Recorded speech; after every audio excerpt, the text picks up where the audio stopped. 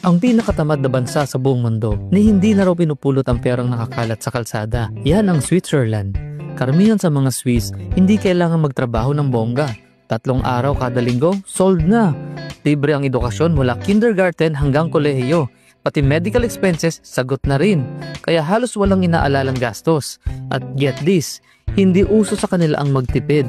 Suwabing-suwabi ang lifestyle, gastos kung gastos. Meron pa silang patakaran na kung legal resident ka, kahit hindi ka magtrabaho, may mahigit 2,000 Swiss francs kang matatanggap buwan-buwan bilang allowance. Pero ang nakakagulat, marami sa kanilang tinatamad pang kunin ng pera sa bangko.